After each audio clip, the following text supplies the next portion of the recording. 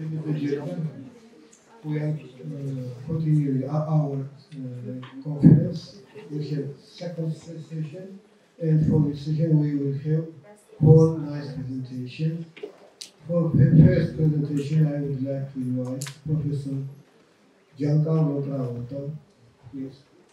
But before his presentation, which title is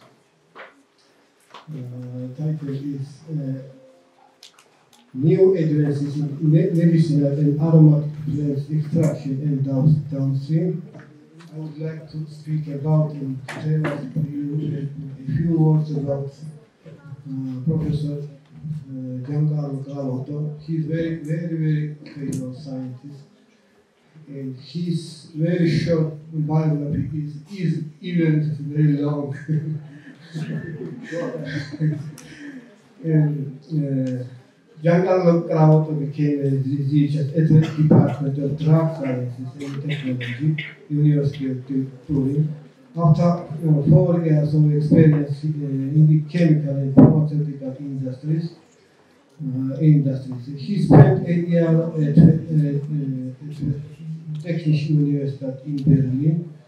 It's the Technical University of Berlin in English, and organic synthesis project funded by DFG and CNR in 1992. His research activity in the domain of green organic synthesis and processing is documented by more than 570 scientific peer-reviewed papers. H-index is more than 80, and over 28,000 citations by book. And the same, approximately the same citations is among the H-index also. He is author of 22 patents, about 52 books, chapters, and 7 books as editor, and more than 600 communications in scientific meetings, including several invited plenary and keynote lectures. The extraction, purification, synthesis, and chemical modification of bioactive natural products has been the focus of his research activity. The studies have paved the way of new, non-conventional energy source driving synthetic procedures like microwaves, ultrasounds, hydrodynamics, cavitations, and so on. And Professor Travolta, about his projects, his author, the participant, very quite long list of projects, and he is involved in his role the institution and the editorial. He has been director at the Department of Drug Sciences and Technology since 27 until October 2018, and he is currently full professor of organic chemistry and vice director. He is editor-in-chief of processes. It's very important in a scientific journal. Associate editor of Frontiers in Chemical Engineering, editor and editorial board member of several journals like Green Processing and Synthesis, Ultrasonic Sonar Chemistry, and so on. And last, about awards. Gold badge, yes? And 2012 for the contribution to World Scientific International Scientific Collaborations and Scientific Research Award in 2018 for organic chemistry for environment, energy, and nanosciences, and so on. It's very good. Very good.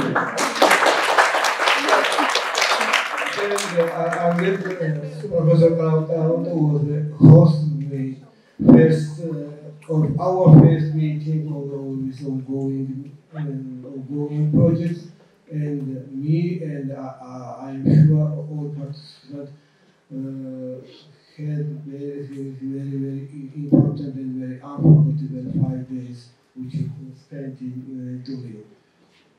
Thank you so much. I think even the panel at the bottom there, do you hear me? Yes. Yes, fine. So better without any microphone. Thanks for the kind introduction. I'm very happy to be here, finally in Artvin, beautiful landscape. You also reserved beautiful sun and day to meet friends, good friends of all this group. And another few words, I met finally here after 30 years my very good friend, Professor Sanchez Zen, that was in Turin more than 30 years ago. So we met, we were young, so to take some picture. Oh my God, we were beautiful guys in that time. We were old professor, but well, a good person never forget. We are very close to each other, and so I'm double happy to be assigned. Well, so move ahead with the presentation.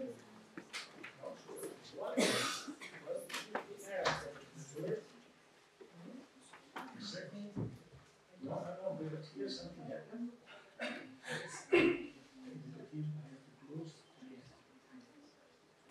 This is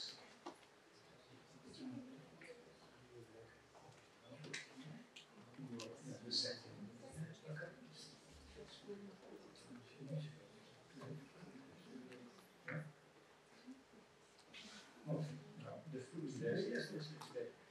Okay, well, so just a short introduction of the topics, but I think we can move ahead and then see all the results of new advances, considering starting from the laboratory, then pilot, and then the industry.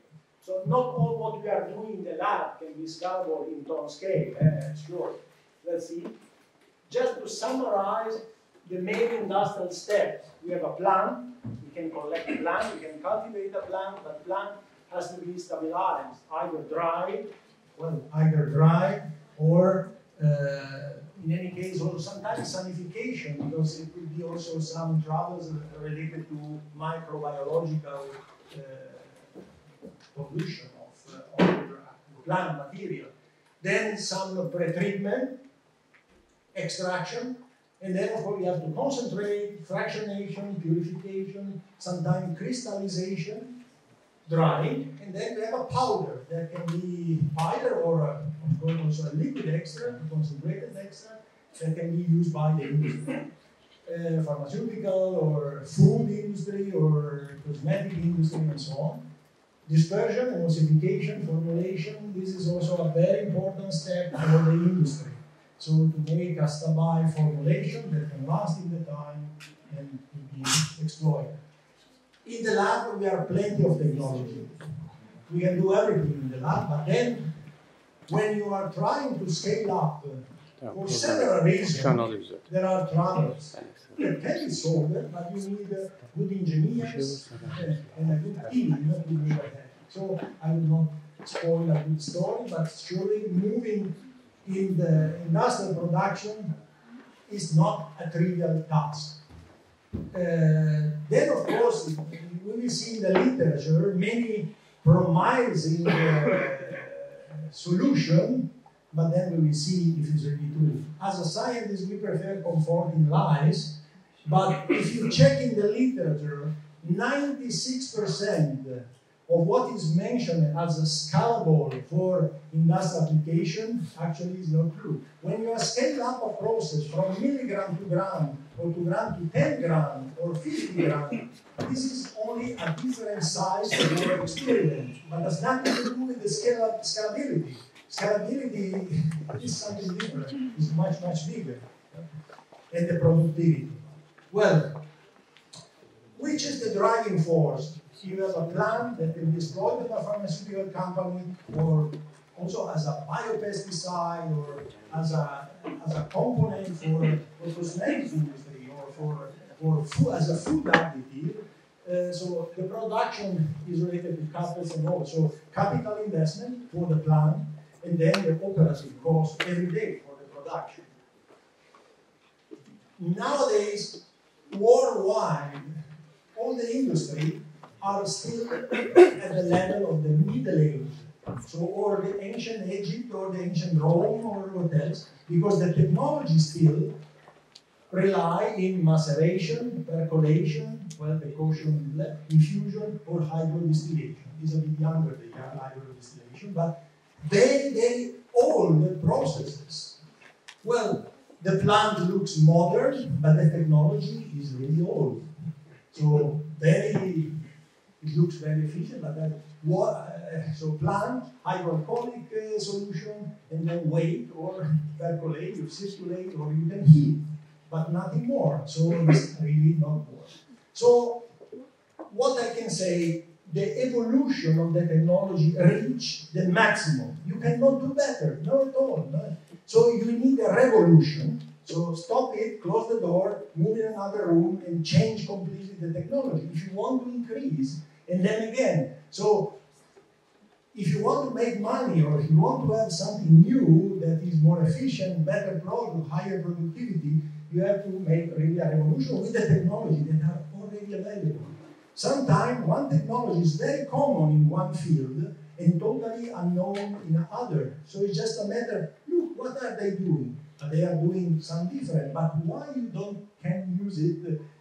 The same is big result achieved, of course, in weapons or in army, that then this technology then came also for common life for everyone.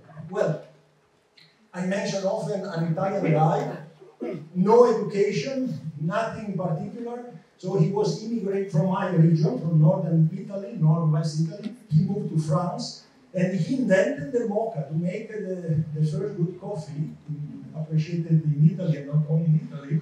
And then it was called Bialetti. He patented this tool, copying, actually, the idea came from the French ancestor of the wash machine.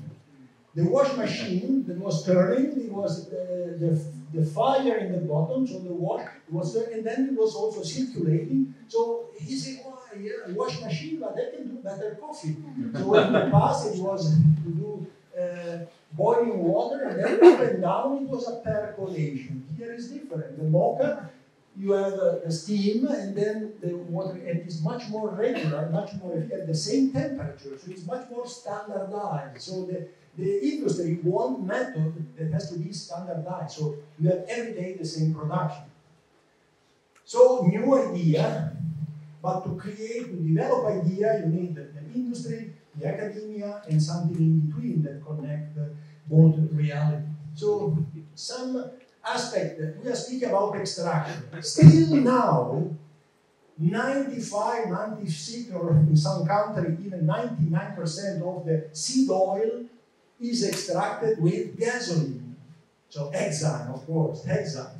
But hexane, oh my God, look at here, hexane. Neurotoxic, potential endocrine disruptor, reprotoxic for the reproduction, so organ damage, a long list. So we published some paper against the use of hexane, and finally, now I come for the position of the EFSA. So the comment was, now we have several bio-based solvents that could replace, some of them a bit more expensive, but can replace hexane that has so many troubles. And finally, considering all these aspects, of course, we have plenty of green solvent, supercritical CO2, we will see some examples. Of course, ethanol, it will be bioethanol, clearly ethanol. And then 2-methyloxolane or 2-methyl-tetrahydrofuran, that is one of the more emerging solvent that is produced from cellulose. And then some other aspects, subcritical fluids, like water in subcritical conditions, and we will see some other aspects. Some of them have been already approved, food approval, approved by EFSA, approved for the FDA, so to use in replacement of hexane. And for this reason, so after the positive assessment of EFSA, the positive assessment of the European Commission, also finally the EFSA now moved, sorry, move back, I cut some slide because it was too long. 3 weeks ago, EFSA published a document, official document in all the European languages, saying we have to revise the authorization for hexane. So now hexane is under control, and presumably in a couple of years it will be done. Well, this is an important achievement. Few new ideas and concepts to use edible solvent, something that you can drink, you can eat. It's nothing new. In the, we did a word on the medicine used by our king in Italy in the 16th, 17th century. My brother is studying history, so we saw which were the medium to deliver a drug. Oleolide, so dissolved in oil, if lipophilic, or enolide, so dissolved in wine, so low content of alcohol. But this alcohol was helping to dissolve the medicine. So this was quite common. And now there are several companies that are looking, why don't dissolve also in a juice or in a stabilized milk or whatever. So it's a new concept that is moving ahead. There are several goals, and most of them are available in big scale, so we can consider it. I mentioned at the beginning the pre-treatment. Sometimes the nature offers opportunity. Look at here the huge amount of waste when you prepare the pineapple rings in can, or so all the core remain as a waste, and all the other part, because not all are the same, and the rings are all the same, there are a lot of waste, a lot of byproduct, actually it's the same. So we treat it with a cryo grinding. The cryo grinding, why cryo grinding? Because if you heat the enzyme, we are looking for you see here, bromelain is an enzyme very strong, and we did already clinical trials that work very well.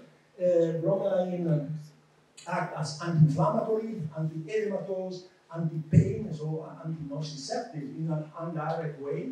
Well, but you don't have to eat. So the cryo grinding was the first step. Then we move, you see, only industrial, because it was produced already at the industrial level. So the waste, the way in which it is prepared, you can, this machine on the top that is built in Italy, 90 shots per minute. So 90 pineapple, bam, bam, bam, bam, bam, and you get your waste. So the waste then, of course, is a centrifuge. In the end, is a freeze dry and packed. Of course, we have to reduce often the content of sugars, water and sugar, so with membrane, first in little scale and then in a bigger scale with a cooling, in order to have a concentrate product to be freeze-dried, lyophilized. Yeah? So this is the process, and you see here the industrial freeze dryer. So very big freeze dryer that are used in the industry to have a big amount of product, because all the tests for the patient require a bag, a little pocket with 40 grams. So normally for the treatment, for the clinical treatment. Well, let's go ahead. For the concept of extraction, we have two targets. What you are looking for one specific molecule or one specific family of compound, or you want to extract everything. Oh, move along. Well, it doesn't matter. Which is the goal? A phytocomplex with also primary and secondary metabolite, or to fix your extraction to one precise group of compound. This is the main point.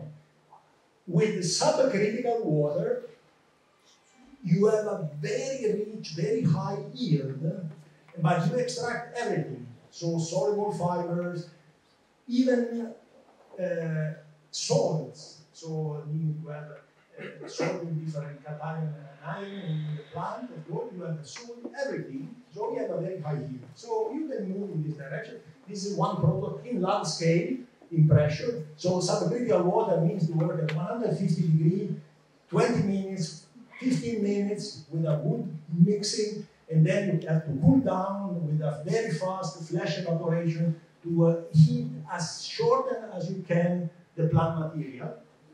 And then it's a 20-liter prototype, and then we develop a bigger scale. We have a patent, and you see a big scale with it's 200 liters, and you have a radial passage of the water that extract very well. At the beginning, you have the basket, in the end, and the flash evaporation. What we did in lab scale was the extraction of all the plant received from our friend from Artvin, and you can see that, of course, here with subcritical water, we could not guarantee selectivity, but we are looking which are the main active component in the plant material. So with the subcritical water, you can extract everything, and then you have to operate fractionation in the second step. So you can compare the yield in subcritical water extraction and conventional, that is hydroalcoholic extraction. And of course, there are differences based on the plant material. That, of course, require more time for comment, but we are here just to make a comparison. Well, just to move ahead for the technology, at the moment still underexploited in the industry, is the use of ultrasonics, quite common in the lab, but often with an inappropriate usage. So it's only the cleaning bath with a lot of water, very low power, very low cavitation. So we have a method to measure the cavitation to see if cavitate enough, is strong enough to make extraction. But then we can move, well, the industry is using this technology since 50 years, but in a, well, not appropriate way. These big batches, look at here, but the power expressed by the 4 emitters is not enough, so the sonication lasts 3-4 hours. Too much. No, it's not good. We have degradation. So inefficient, so we move in flow. In flow, we have a much higher power density, much more efficient. The ultrasonic, what they are doing in the plant. At 20 kilohertz, we have a cloud of bubble that implode. They make hole in the plant material. Then we use a second unit at the higher frequency, little bubble. The little bubble are going inside and they keep out from the plant material what the plant contains inside. So this is what happens. We have a lot of studies that show what happened in ultrasonic. So all the process that are the fragmentation, erosion of the plant material, some destruction of the structure, sonocapillarity. So the plant, the sonocapillarity enabled to the penetration of the water or other solvent in the plant material when it's really dry, sonoporation, and so on. So all these phenomena can be exploited in flow in this way. In 3 or 4 square meters, you can have a production of a big, compared to a big industrial plant. Engineer Buffa, we started with little scale, and then we developed several types of reactors. Many of them are now reported in the literature. You see several types of flow process in ultrasound. We are playing with equipment. It's already in the industrial application, 2-bit unit, working in a very little space. You can get excellent result. Okay.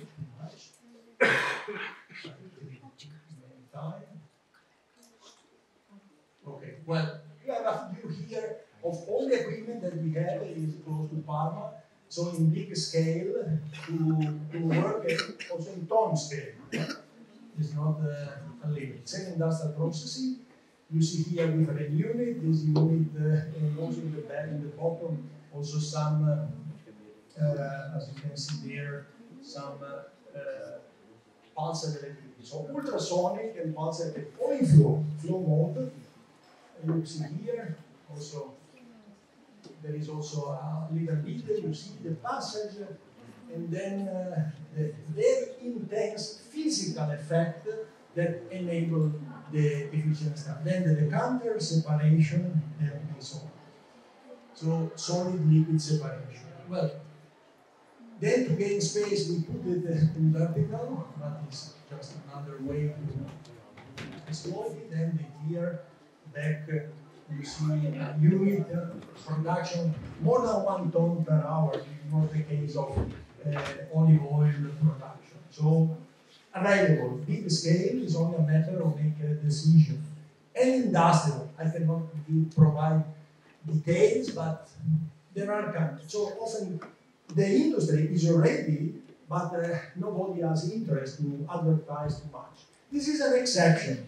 It's a French company, Arco Pharma. Arco Pharma moved all the production of several products with extrasound assisted extraction. And look at there, ultra extract means ultrasound extract plus 73% of increase of content thanks to the ultrasonics. Is a big achievement. So they were selling big ampoule, they reduced the size of the ampoule because the content was much higher. So all these results by this company was done and achieved thanks to the ultrasonics assisted extraction. Well, in some cases, we can obtain better results using high shear homogenizer or hydrodynamic unit rotor stator that rotate. This is one. So we have a rotating unit, and the generating cavitation is very efficient, very disruptive for the vegetal structure, and you can reach the goal. You can also combine it with ultrasound. There are also in the market units in which you have a counter current flow, the liquid and the solid that move counter current. And the ultrasonic or the hydrodynamic cavitation can be coupled with pulsed electric field. Pulsed electric field are more recent, and they are doing on the plant cell electroporation, temporary or irreversible. So in this way, the pores of the plant are open, and this will facilitate the recovery of your active compound. You see here different unit, of course you have to work in flow. This is our unit that we bought only last year. So we have the generator, you have a unit here for lab scale, and behind a big one for flow, for semi-industrial. You see here better, test in lab, so little scale, and the other one to work with the pump in flow mode. So it is an additional tool to accelerate the kinetic. It's not a magic, it's only to accelerate the kinetic. Instead of hours, it's minutes. So it's not bad, considering in particular the combination of ultrasound or hydrodynamic cavitation and the pulsed electric fields.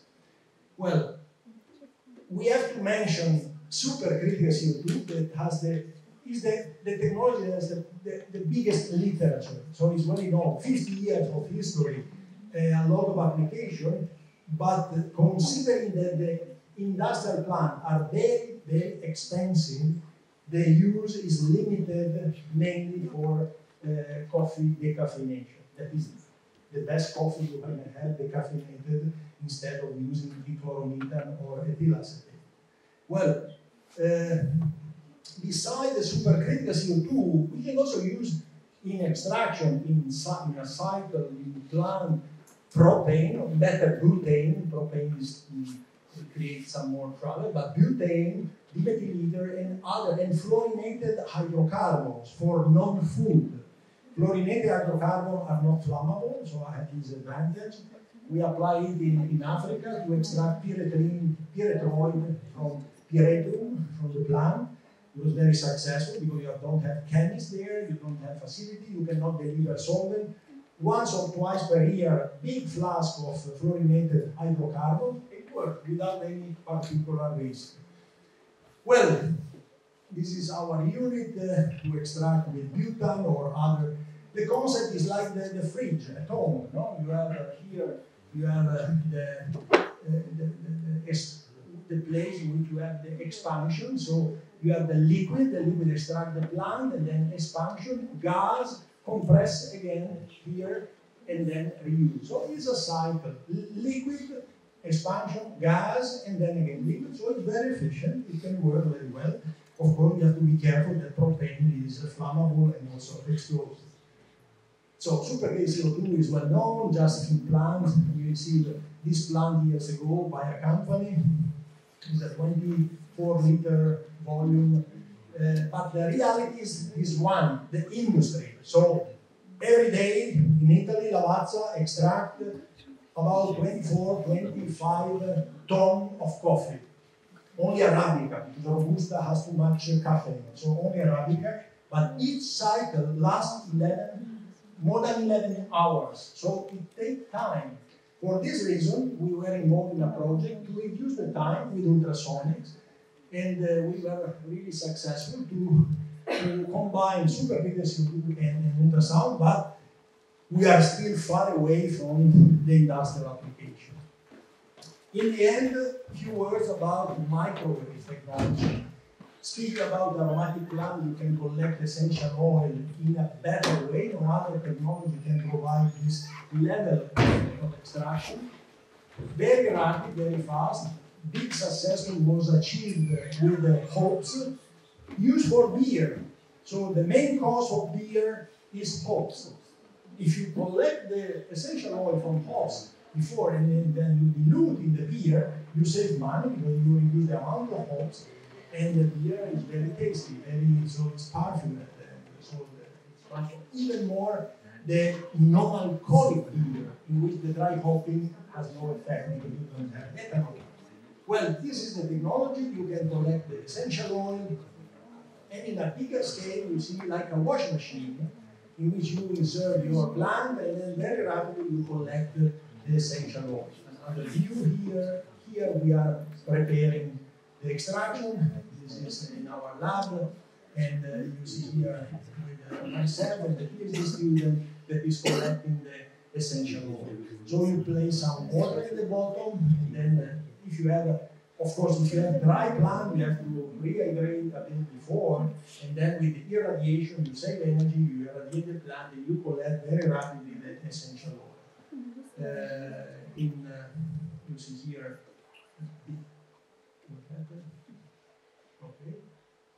you see here the recovery of the essential oil. Relevant is also the fractionation and concentration of aroma that comes also from a waste. So in the past, when you pasteurize a juice, the vapor contained smell, the volatile of the plant, of the fluid, mango or peaches or what else. And but at the beginning it was very simple, just a condenser. Now we have a technology that is much, much better because, well, here is still the concept is similar. So you heat the plant, no contact with any solvent, you have a little vacuum, and you concentrate the volatile in a solution of cyclodextrin or any other liquid that can dissolve. So it's indirect, you don't have contact with the plant, with the solvent. We did with cannabis, you see here inside the evaporation, and then we publish all this data in a little scale. What happened in a big scale? This is the equipment, a big scale. Also, we published last year this paper.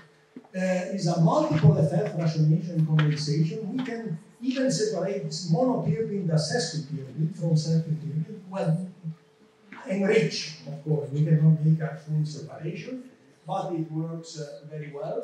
And you see here, so the unit and here you have to heat a bit, and then we have a very powerful vacuum. And here we have a very different temperature. Okay? From the bottom to the upper part. So the water in the bottom becomes odorless, and on the top you enrich, you see very, very cool. So we have a progressive separation, and in the end you collect like a milk. So it's water with a very, very high content of terpenes and volatiles, so aldehyde or some esters and so on. So, well, this was a rapid, to respect the time, overview. It's clear there is no one technology that can do everything, so there are several weapon, several arrows that we can use. It's up to the researcher to work with the industry and say, well, for your task, this is the best solution. So, and more effective, cost effective as well, and scalable.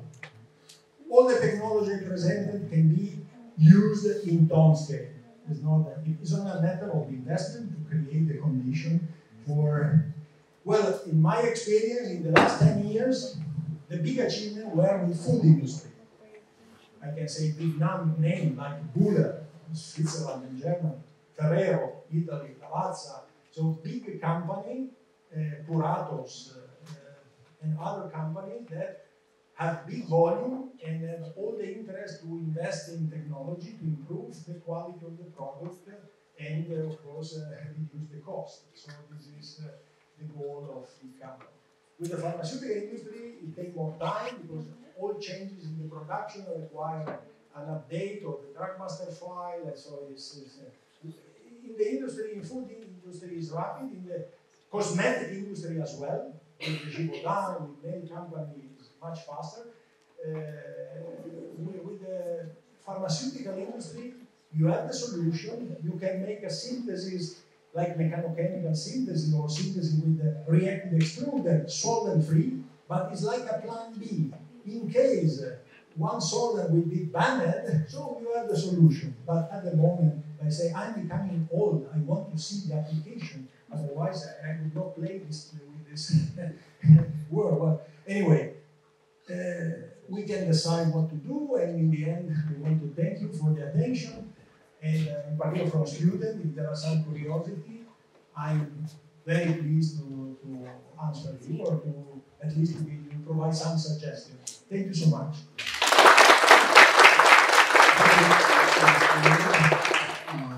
Questions, please. Thank you for the lecture. I think Yeah, okay. As you wish. So, my question is about subcritical water. As far as I understand, the temperature of subcritical water is about 200, 300 degrees. And no. this is, Well, it starts from 100 until 374. That is not the case. So you have to buy, it's a compromise. So water is changing the electric properties and the polarity progressively. And when you are at 150, 160, so I would say always below 10 bar, at this temperature you are at 5, 6 bar, not more. So in the industry, if you are below 10 bar, all the regulation is much simpler, much easier. And then you have not, because then you can observe degradation. But any kind of plant, apart from few exceptions that I can mention, you can extract almost like ethanol water, even more because you extract other things that ethanol cannot extract. It is a compromise. So at the 150, 160, the temperature is enabled to extract more or less like ethanol water. At higher temperature, water is even more similar to ethanol, of course, but then you have at 180, 100 degradation of several compounds. So it's a compromise.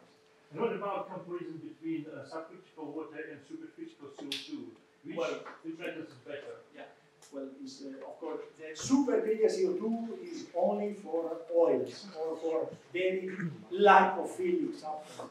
Well, you can say, but caffeine is not so lipophilic because caffeine dissolves in the coffee. You take caffeine in the tea.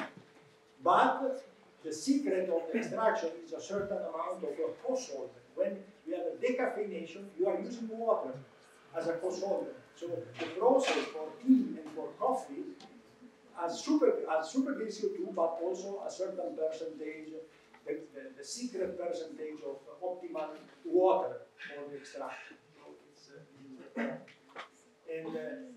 So supercritical CO2 is extremely selective. So you see the caffeine that comes from the coffee is 96, 97%. So it's white, it's this color, it's practically pure caffeine for food supplement, for beverage, for Coca-Cola or any other drink, energizer, or for cosmetics. There is a huge use of caffeine also for cosmetics, for thermogenic effect. Supercritical water is a non-specific. You can extract soluble fiber, salt, everything you can dissolve, and you can spray dry without maltodextrin. The first time and the second, so many times the big company that use a big spray dryer were getting confused. We don't need maltodextrin. All the other extra, if you extract any kind of plant, is a very, very common use. Spray dryer, very big scale, for any kind of hydroalcoholic extract. You have to add at least 25, 35, 40% of maltodextrin.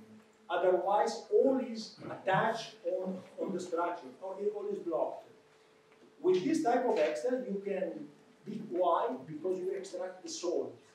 And with the salt, you avoid any kind of clogging. So this is a big advantage because the concentration is higher.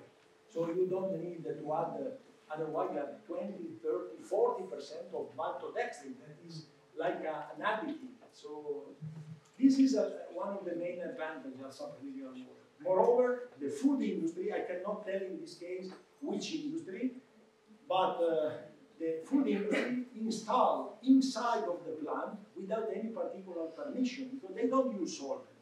It's just a boiler, like a boiler to heat water. So it's nothing, and so it's a big advantage. You cannot in a food industry to use ethanol to extract because you have no permission to use ethanol. So this is another important point from the regulatory point of view. So there are many advantages, but one is very selective, supercritical 2. The other is the huge, of course, extraction of phytocomplex. With primary metabolite, you extract protein, you extract carbohydrate, you extract everything. So it's very, very rich, high yield, but not selective. And one question more. And do you need to utilize water after extraction, or you can use it several times? No, you can use because with the flash evaporation, you have a very, very rapid. We can go from 150 to 60, 70 degrees in very short. We have a very big container which have flash evaporation and condenser, and so of course this water can be reused. Is this actually distilled water practically? So it's fine. Thank you. Thank you. Okay, any other questions? Yes. Thank you very much. I have also not question, one information about for all people. And tomorrow we will visit Seekler campus. We will visit 2 research centers, Biltekmen and Tabner. Also, after Tabner, we have, our university have not laboratory facility size, industrial size of extraction system and spray dryer system. We will visit also this place, and I know you and especially Professor Elizabeth have a great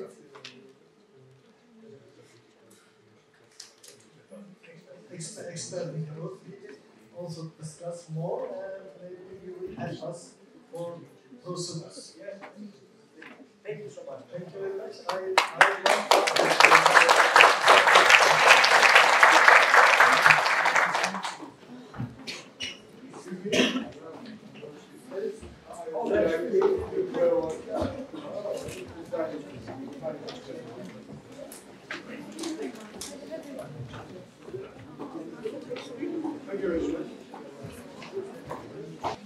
Okay, we go to next presentation is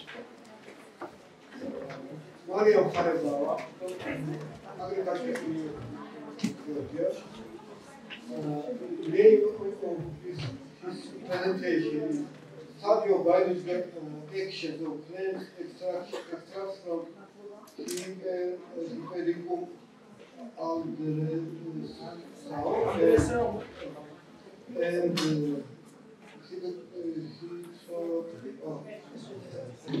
organic compound names is much more easier.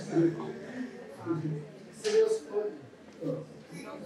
Maybe we can say She would and a few words about Mariam. Mariam Khaleba holds bachelor degree in biology from Imam Jawahir University, one of the oldest universities in Georgia. After this, she moved to Agriculture University and gained master's degree in biology. And Mariam conducted research on the biological activity on the ongoing projects. She successfully completed her studies and earned master's degree in biology in Agriculture University. And currently she is trying to obtain his N1 degree in life science in Paris University, specializing in cell, gene, and tissue biotherapies. So, please. Can you hear me well? Hello, my name is Mariami. I'm a master's degree student at and I'm happy to be representing Agriculture University of Georgia here. And also, I'm really honored and grateful to be presenting alongside such great scientists and professionals in their fields. And I'm a bit scared because of it, but don't go hard on me. So today I'll be presenting our recent study of biological action of plant extracts from two Hypericum species, namely Hypericum androsemum and Hypericum solstafolium. I know we're gonna hear a lot about this species and the overview about the species, but there are some key points that I would like to note. So Hypericum, the Hypericum family is widely used over the world. It is a history of plants used in traditional medicine, and it is known for its different biological properties such as antifungal, antiviral, wound healing properties. Most studied compound in Hypericum is hypericin because of its anti-cancer activity, and most studied representative of this family is Hypericum performatum. And all over the world, most abundant form of use of Hypericum family representatives is tea. Namely, we studied two Hypericum species, Hypericum androsemum and Hypericum solstafolium. So it is interesting why study the biological activity of these two species, because Hypericum is widely studied. There are lots of literature about this species. However, there is not many information about the biological activity of Hypericum androsemum and solstafolium. And these two species is important because there is no presence of dark nodules, which is represented with red circles. So accordingly, there is they don't produce neptodietrons, namely hypericin and its derivatives. So it is interesting how these two species are conducting its biological activity when they don't produce hypericin. And other two main important key points is that there is lack of literature on the biological activity of androsemum's separate parts. And on the other hand, in the case of Hypericum solstafolium, there is lack of literature on the biological activity of the whole, not only separate plants. So to say Hypericum androsemum is also known as Tutsan, and it is endemic to Western and Southern Europe, and it is characterized with yellow flowers and white leaves, and also it is characterized with juicy berries, which is changing its color from red to dark. It is known in traditional medicine for its diuretic, hepatoprotective, wound healing properties, etc. On the other hand, to know by the phytochemical profile of this species, it is important to note that there are many studies conducted on the phytochemical profile of the species, and there are found several secondary metabolites such as chloric acid, and also there was found in separate parts of the Hypericum endospermum high containment of caffeic acid. On the other hand, there is a lack of literature, as I said, on Hypericum thalassifolia. It is endemic to Turkey and Georgia, northeast Turkey and southwest Georgia, and it is also known as Turkish tutsan because of its similarity to androsamu. And for its phytochemical profile, it is important to know that its brown capsules is not interesting for its phytochemical profile, but the red capsules produce high amount of different metabolites in here. And also it is important to know that the flower extracted from Hypericum thalassifolia produces antioxidants such as epicatechin and catechin. So the main objectives of our studies were to study and evaluate the cytotoxic and anti-pro-apoptotic characteristics of these two species, and to identify potential part of these two species, which one could have demonstrate the strongest activity, and also to assess the selectivity of the cytotoxicity effects. So the provided extracts were from these two species: flower, leaf, fruit, and primary branch. And the numeration, it was to just get easier our studies. Sorry about the font. In my computer, it looks much better. To conduct the study, there were several key points that we had to consider. First of all, which cell lines to use. Second of all, what concentration of plant extracts to use. The time point which should be evaluated to the effect, and also which rapid assay to use for rapid screening. So for cell culture, we used 4 different cell lines. First of all, we use human colorectal adenocarcinoma because this is the cell line which is primarily used for the compounds which are orally administered. And in the case of Hypericum endospermum thalassifolia, we wanted to study the biological activity of its traditional use, which is tea, so it's orally administered. So it was our first starting point. The second point was human lung adenocarcinoma cells, and also human non-small cell lung carcinoma cells. Both of them are epithelial cells, both of them are lung cancer cells, and both of them represent human non-small cell lung carcinoma. So it was important to study 2 different cell lines in one organ to study how specific, cell-specific and selective these extracts are.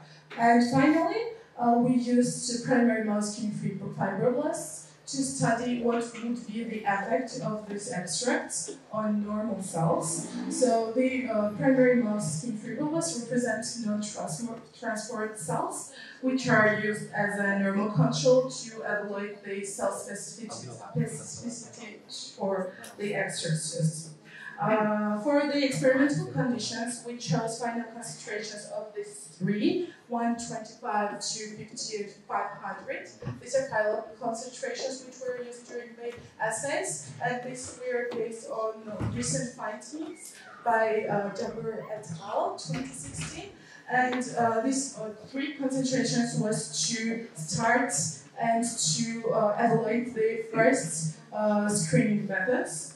On the other hand, we chose the exposure of 24 hours because, as we know, Hypericum species contain high amount of phenolic compounds. So it was important to know what is the time that the phenolic compounds take to metabolize in organisms. So according to the literature, the half-time of their metabolism can be from 2 to 28 hours. So we chose 24 hours to be as an optimal.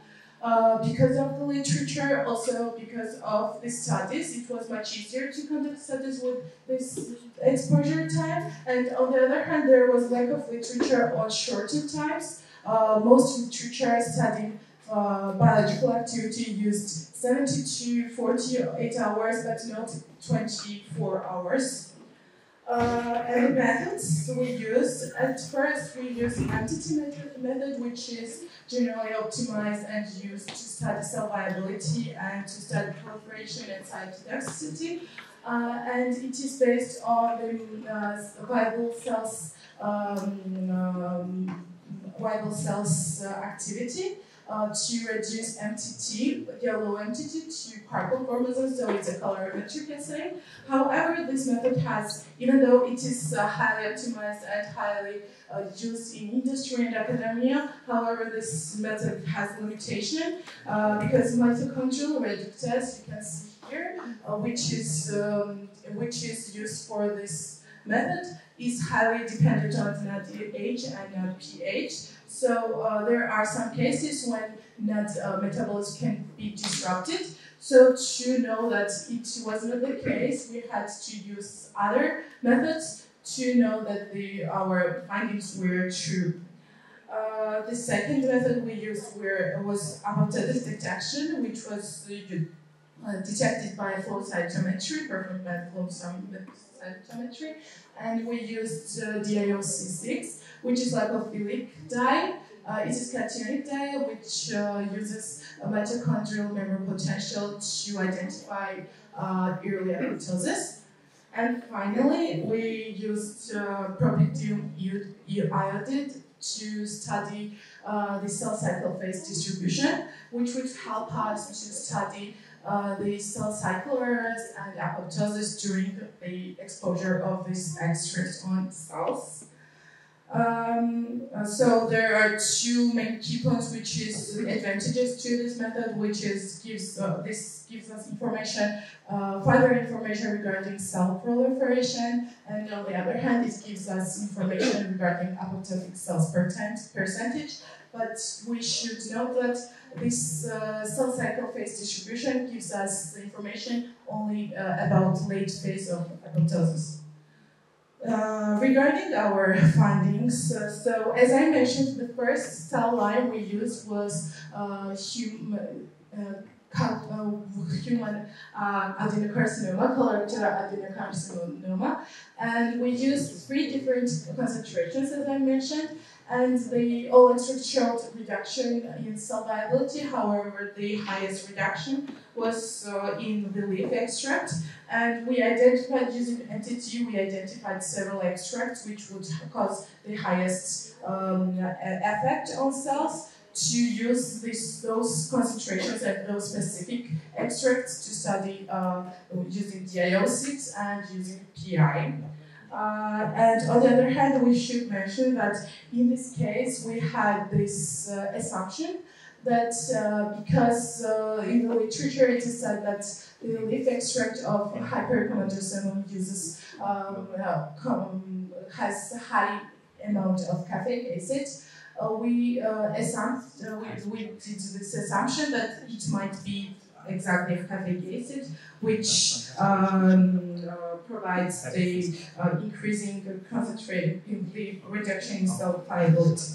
On the other hand, we studied hypericomatocephaly on the same cell line, and in this case, there was the reduction of cell viability in the case of fruit extract. The second and third cell lines we use, I don't know if you see it, those are the alveolar cell lines, H1299 and A549. You can see that there is difference between the reaction and the effect with these 2 cell lines. Even though they are from the same organ, they are both epithelial cells, they are both non-small cell lung carcinoma. They had different effects, and it was interesting for us to observe how cell-specific these extracts could be. And we also had the same tendency in the case of hypericomatocephaly. You can see that A549 cells showed greater sensitivity compared to H1299. However, there is this case exception, which is with red circle there, When H12, in the case of H1299, it showed higher sensitivity compared to A549. And it was interesting for us because in all of the experiments it showed the reverse effect. However, we wanted to find out what would be the main difference that showed this kind of reaction. And we found that the main difference between these two cell lines is the P53. For example, if in the case of H1299, these cells don't really express P53 protein at all. And in the case of A549, they express the normal P53. So the assumption we did was that in the case of H1299, the 24 hours exposure of the fruit extract of hypericum staphylococcus might cause P53 independent pathways, and it might give us an idea that it can be potential target for P53 deficient cancers. And for the last but not least, we used primary moleskin fibroblasts, which are normal cell lines, 44 normal cell lines. So we used the cell lines to study the cell specificity, and also if we're talking about targeting cancer cell lines, we don't want to disrupt the normal cells. So it was to compare the effect on these two different non-cancerous and cancerous cell lines. And in the case of hypericum angiospermum, there was only cell viability reduction effect. However, in the case of hypericum staphylococcus, there was, in the case of fruit extract, it didn't show cytotoxicity. Especially, you can see with red circulate at high concentration, and it suggests that it can be favorable safety margin and it can provide a high therapeutic index and potential for future cancer therapies. And as I mentioned, we use, after using anti-TSA, we used DLO6C6 assay to study, to specify that apoptosis is really occurring in these cases. We chose these two concentrations and these two extracts according to the highest effects in anti-TSAs. And you can see that there was significant decrease in mitochondrial membrane potential, which means that in both treated groups, you can see early apoptosis. And in the case of cell cycle distribution, the similar tendency was occurred. There was increase in the SUG0 population for both treated groups, I mean the first graph. And it means that it was apoptosis was occurring, but in the last graph you can see there is decrease for G2M, which suggests that there was a cell cycle arrest. And in the case of human colorectal adenocarcinoma, the same tendency was occurred. There was a significant decrease in mitochondrial membrane potential, suggesting that there was early apoptosis occurring. However, in the case of cell cycle distribution, we had significant increase in the SUG0 population. For the number 2, the yellow, as you can see, but there was not increase for number 7, the green, in the SUG0 population. And also in the last G2M, we can see that there is decrease in the case of number 2, yellow, the androstenal leaf, but there was no change, almost no change in the case of the staphylococcus fruit.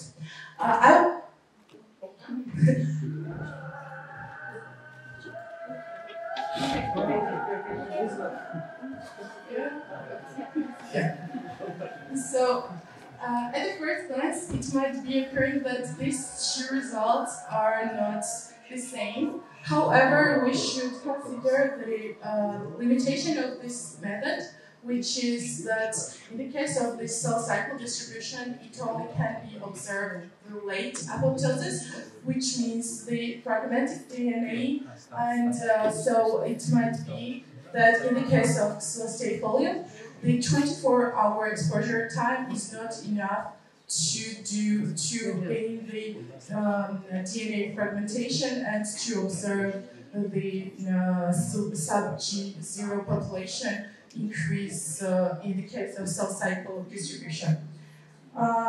So key findings from this study was on the one hand, in the case of hypericomatosemel, the highest cytotoxicity was revealed after 24-hour exposure of leaf, highest concentration extract on alveolar and colorectal cell lines, and on the other hand, in the case of hypericomatosemel, we had two different cases. On the one hand, we had the significant activity decrease against alveolar cell lines for leaf extract at high concentration, but on the other hand, we had the suggested selective cytotoxic profile and demonstrating a possibility of favorable safety profile in the case of fruit extract at 500 microgram per milliliter, displayed on the age 12 and 99 and colorectal cell lines.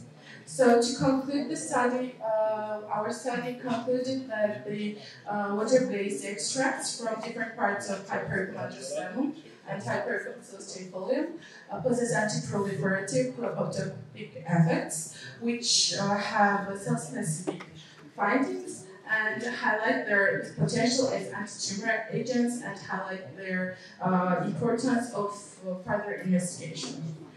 Here is our team, our PI, Professor Nina Burkova, and our undergrad students.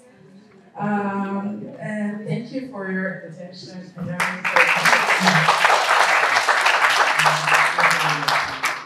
Please, questions. Yes. Firstly, thank you for the kind presentation, and secondly, our studies of the species you mentioned. Yes. I want you to please mention about hypericin in your business for hypericin and usul hypericin and their very useful protein hypericin and protein hypericin and the hypericin chemicals which are responsible for anti-cancer activities of hypericin. But as you mentioned, the species hypericin these chemicals. To you, do the absence of hypericin in the both species, it is highly cancer is the most known species of these genes. Thank you. So I would say it's hard to say right now because these methodologies are in vitro studies. So it's hard to say how the potential of cancers, it's really early to talk about it. However, I don't think that it could decrease. And also, I don't think that the use of these anti-proliferative or pro-apoptotic effects should be limited to cancer. There should be, for example, industrial uses of this effect and some other uses. So I don't think it decreases. However, it's hard to talk about it right now. Thank you. Thank you. Next. Next questions.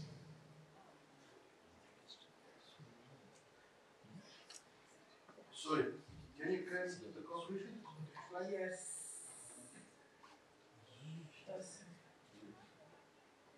First, thank you very much for your brief presentation.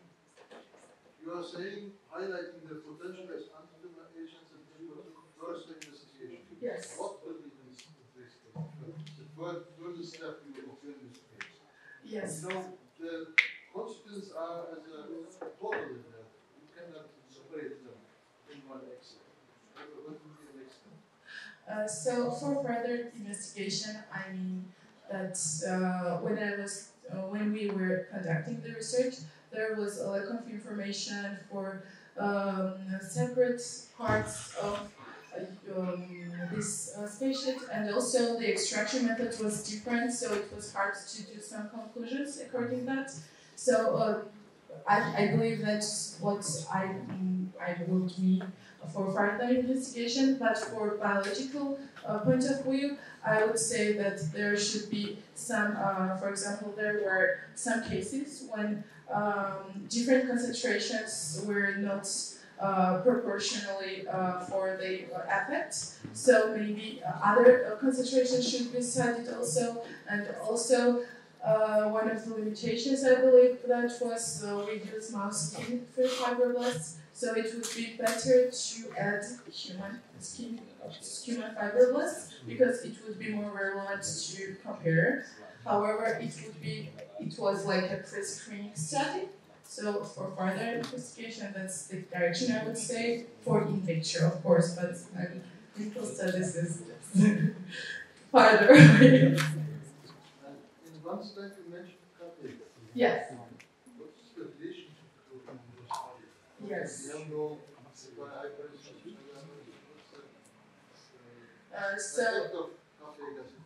so there were several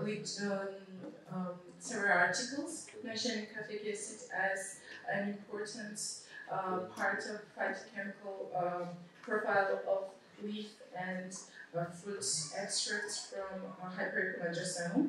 So when we were using this, when we were studying the MTT results, we were trying to do assumptions which compound might be affecting. So one of the most relevant assumptions was with caffeic acid, because there were studies separately on the same cancer cell lines using caffeic acids independently, not in the case of species, but there was studies also separate for the leaf extracts and fruit extracts. So it was the most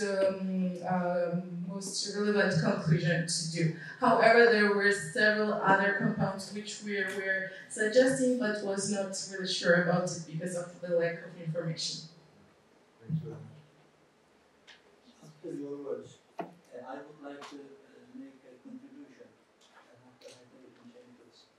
It's true that when hypericum mentions hypericum chemicals are mentioned, first hyperism and its derivative and hypericum are mentioned. But as you indicate, the other analogs, especially the acid and derivatives, are important chemicals which are responsible for many bioactivities, as in the case of the presence of that. And for hypericum physiology, the problem that hypericum and leucemia doesn't include hypericum and hypericum, but also has these species have other chemicals that exhibit certain bioactivities like anti-cancer activities. Yes. That is why the species which don't include hypericum and hypericum doesn't mean they are not important. Thank you. Yes, also that was one of the limitations was that in the articles there was not really mentioned the ontogenetic phases of the plants, and it is important to mention that's why it was hard to cite those kind of studies. So there were many limitations because of the literature, not standardized literature, I would say. And I have a suggestion for basically. Maybe we have studied different types, for example, Achilla miracle, from both Turkey and from Lithuania. And they observed different, many of differences, both in chemical and composition.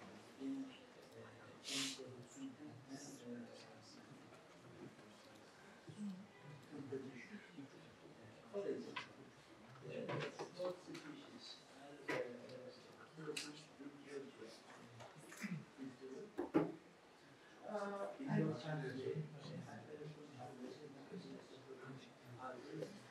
I've seen literature about Sostakolium. I'm not sure about Adversarium, but I think that's also like. For example, to me, it may be interesting to compare the intent and composition of phenolics, both species from Turkey and Colombia. Can be next week. I wanna We can check it yes. in the future. Or Tbilisi group is focusing about cell lines, or Romanian group, Berat group is focusing on the logical field of Pakistan, and Czech group will determine the content of this one. In last speech about it will be, and after 3 speech you can understand more interestingly also more. Thank you. Thank you very much. No more questions.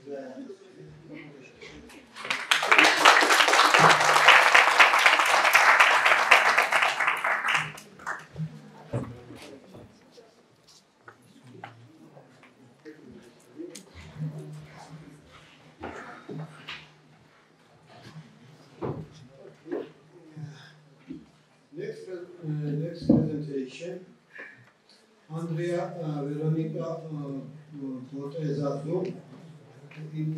Title of the presentation is Investigation on Antioxidant and Anti-Inflammatory Properties of Targeted Plant Species, Hibericum and Ruscus species. Andrea is a lecturer. He has PhD degree and is a lecturer at the University of Galaxy, Faculty of Science and Environment.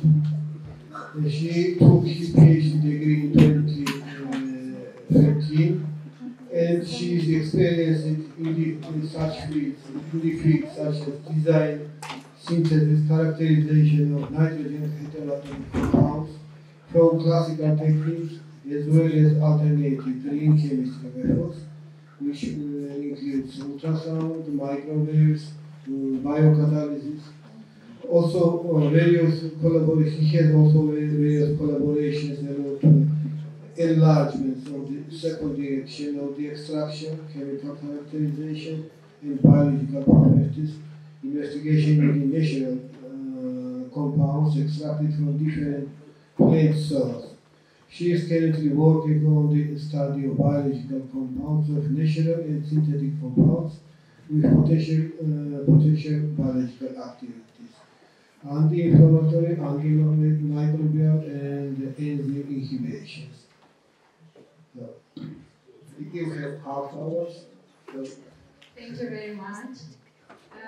I'm Andrea Botezatu, and today I'll be representing the team from Galați, which is formed from our managing representative for Erasmus project, Professor Rodica Dimică, along with Professor Fudui Bianca,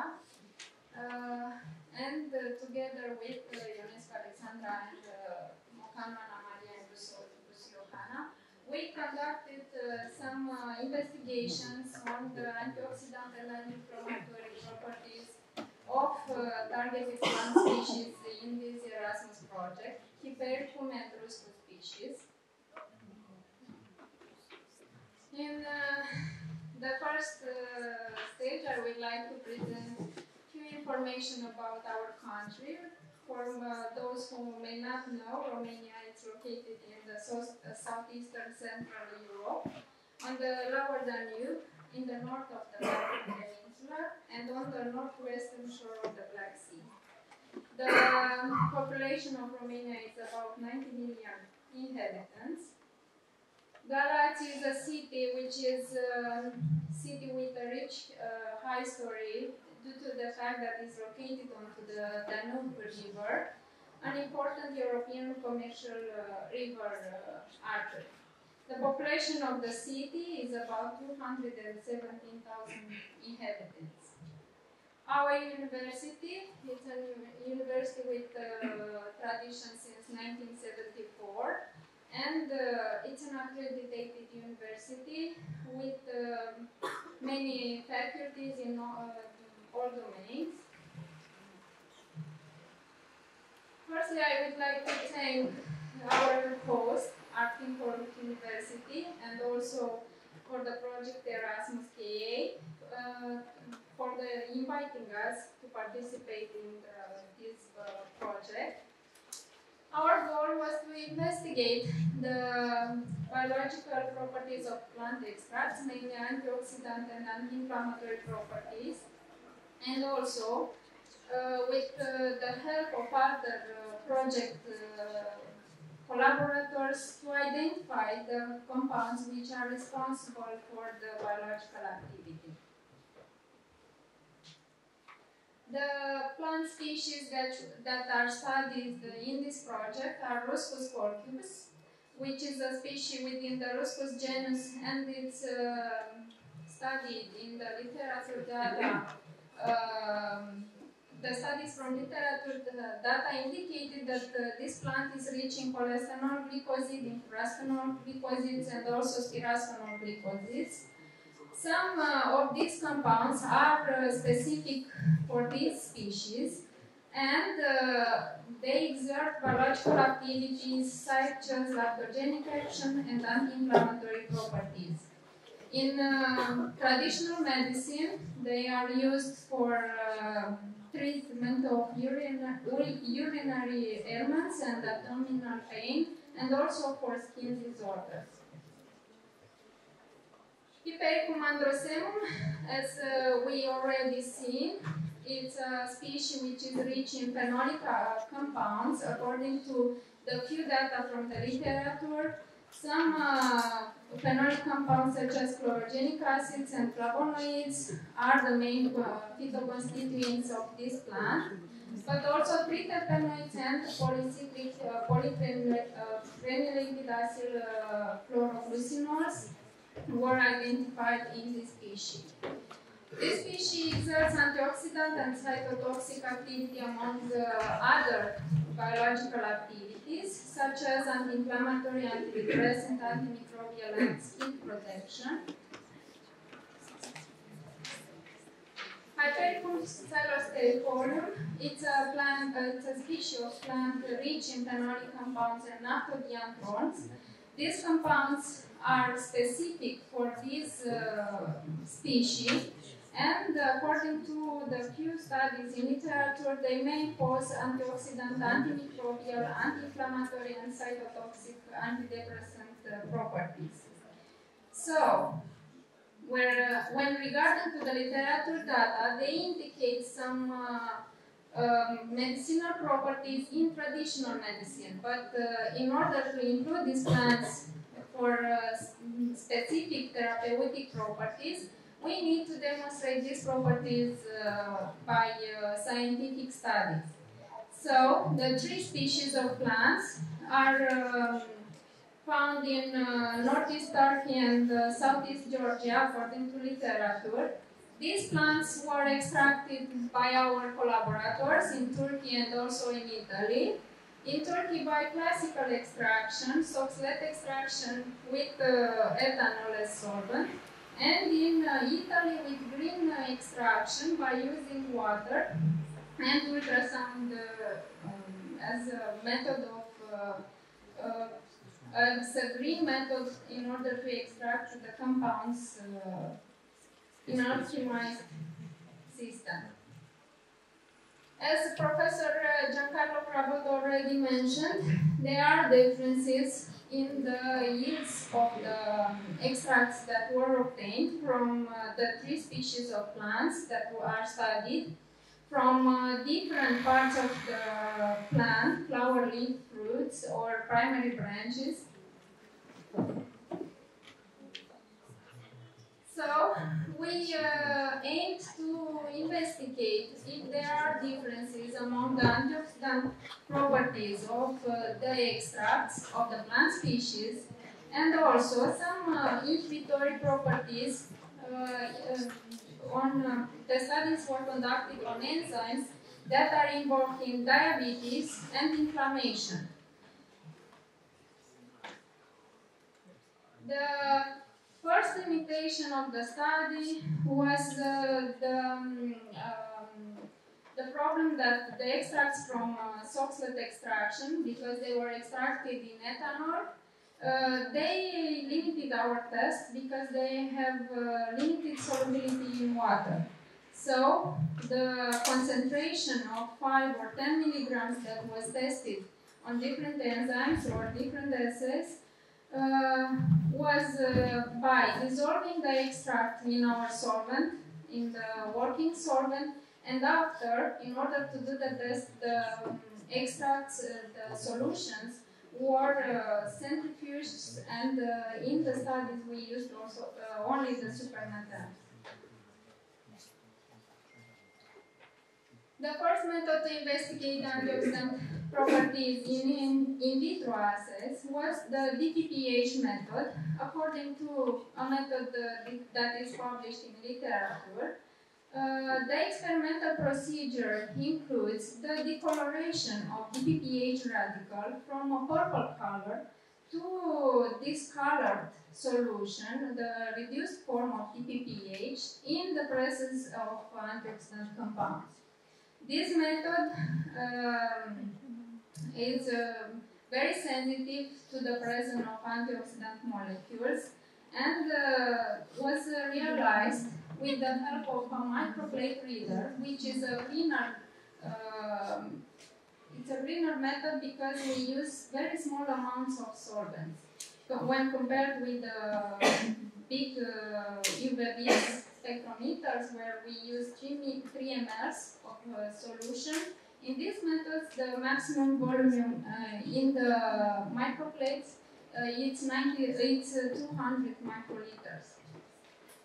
For the results, we obtained the percentage of inhibition of radical DPPH by the mathematical formula which is displayed on this side, which takes into consideration the densical activity of the control and also of the sample.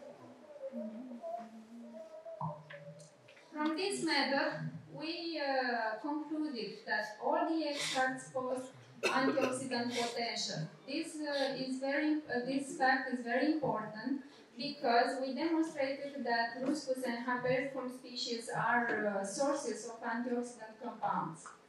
But when comparing the species, we concluded that Ruscus colchicus were demonstrated lower inhibition potential when compared with the other samples.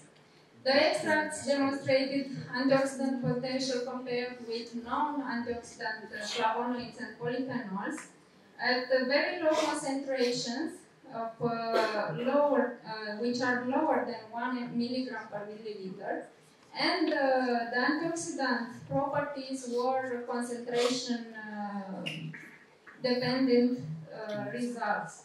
When we have lower concentration, we have lower antioxidant activity. When we increased the concentration, the activity reached 100% inhibition of the radical.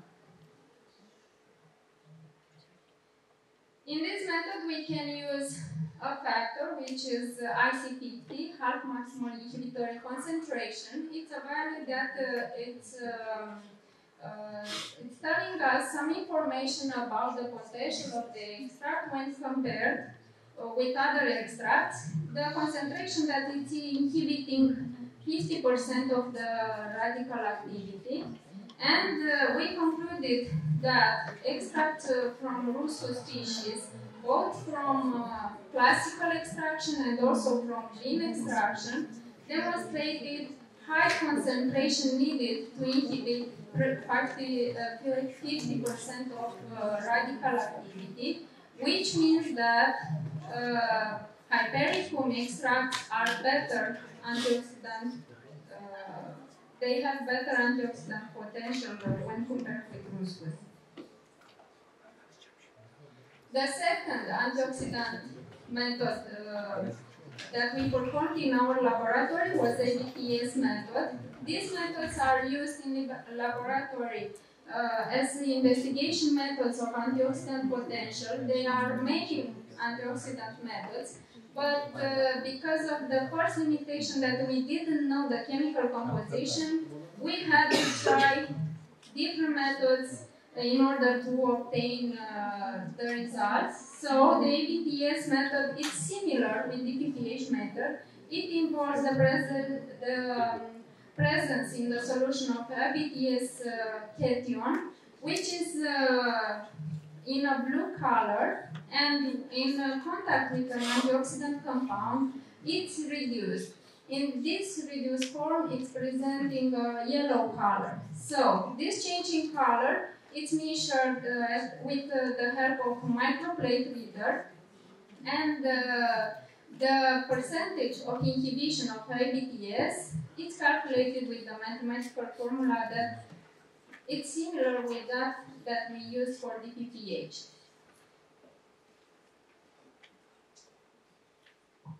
In this method, we obtained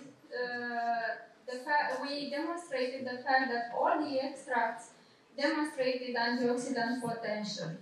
In this slide, we have Trolox, which is a known antioxidant compound.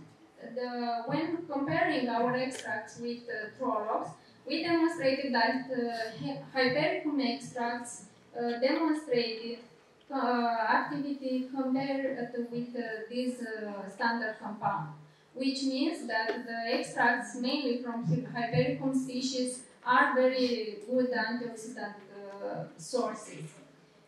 When talking about Ruscus extracts, they also demonstrated antioxidant potential by this method, but much lower when compared with Hypericum extracts. Also, the ABPS inhibition profile is dose dependent, which means that in high concentration, these extracts demonstrate higher antioxidant potential.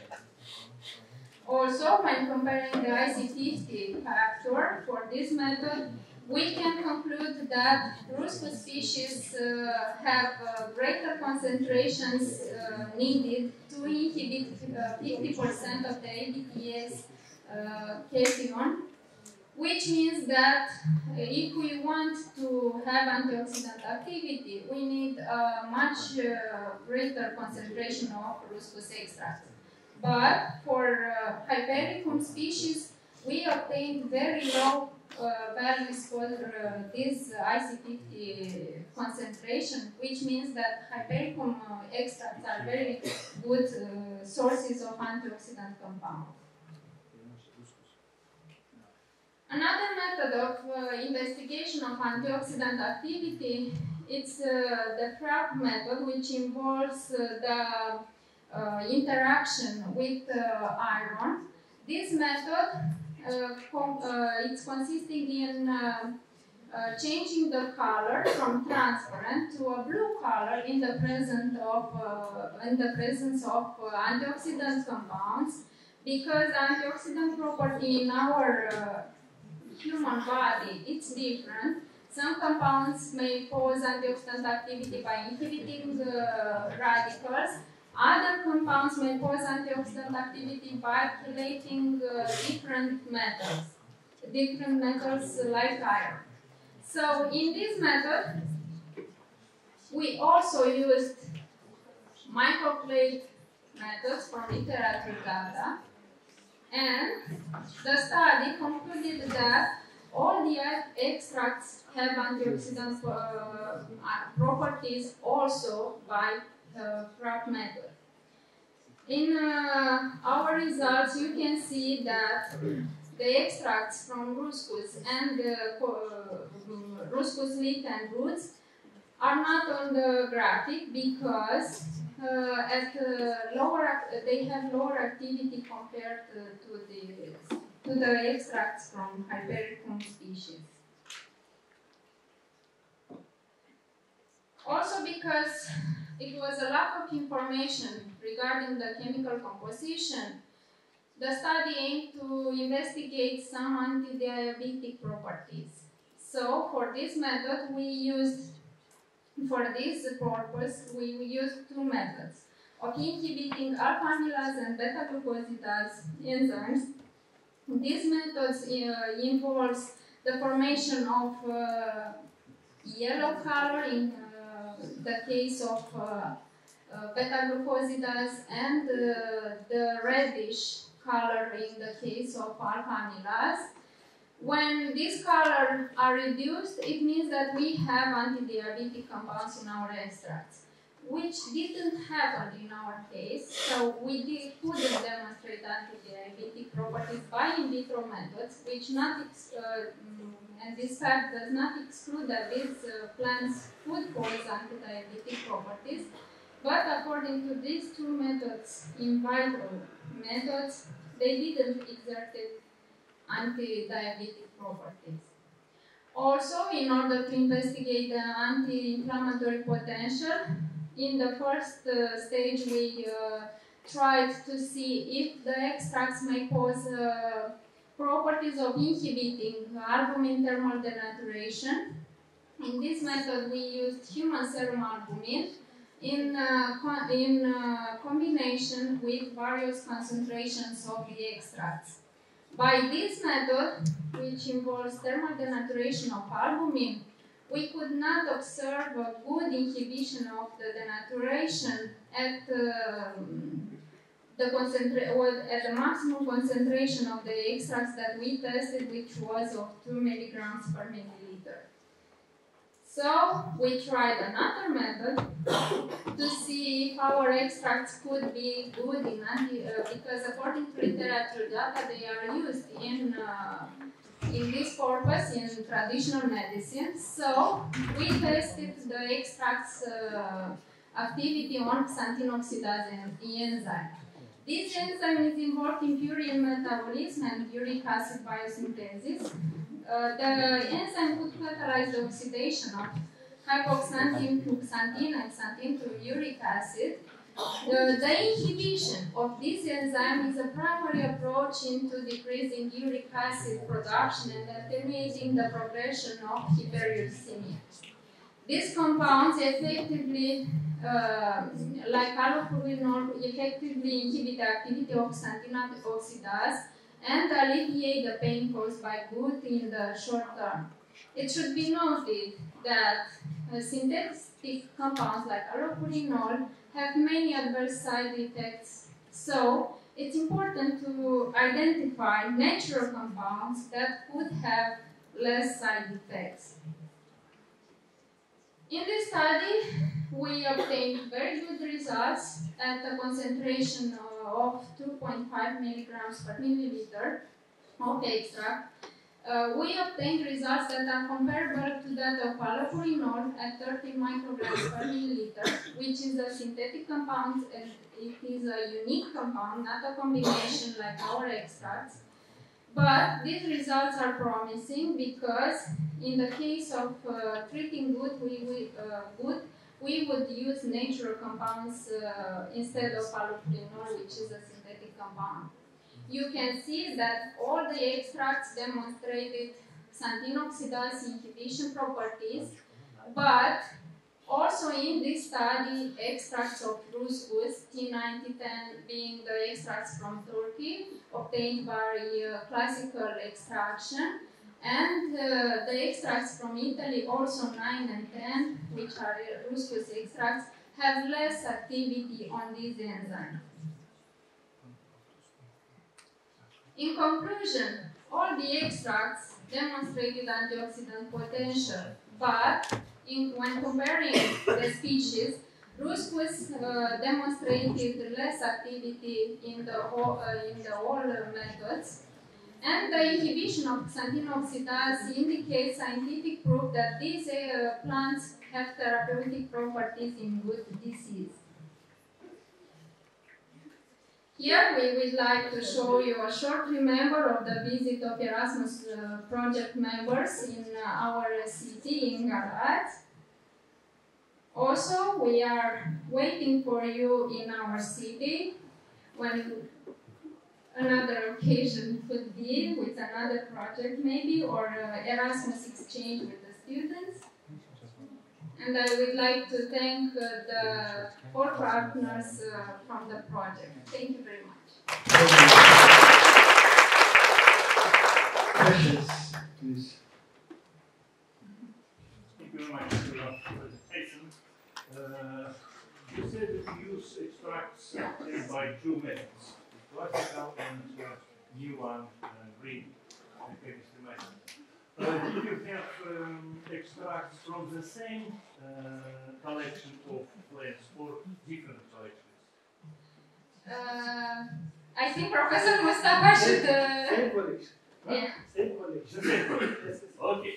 And do you know about composition of extracts obtained by different methods of the same collection? From what we know, the next presentation would be an HPLC chemical composition characterization of the plants, which was realized in Czech, I think. Yes. Yeah. In But what about biological activity of two different extracts from classical and green methods?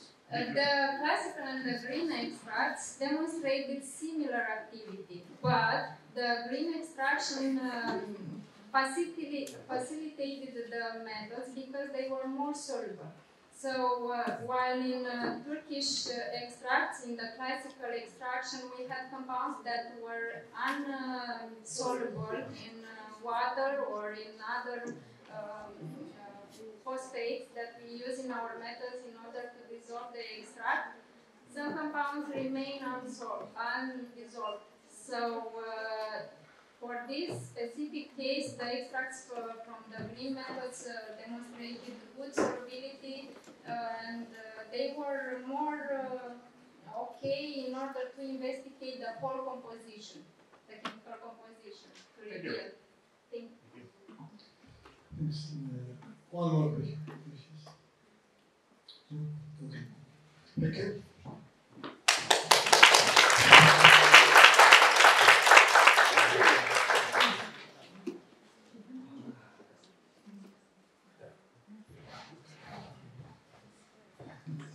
My colleagues, we have some changes in program. Last presentation will be transferred for next presentation today. So we have now coffee break, but where Mustafa will show us. And we have half hours. And I would like to ask you to be in the hall after half hour. Thank you very much. Yes, because of that long period, we are tired, quite tired, and we postponed Katya's presentation for next presentation. In this presentation, we will focus about what compound inside of we can find. Actually, on volcano. Yes, yes. Yeah. Or I have also about there is a Imperium and Imperium have of course more antioxidants, but Ruscus has different facilities also. Better to go and compare Ruscus and Imperium. You can please compare Imperium inside and Ruscus. Thank you very much.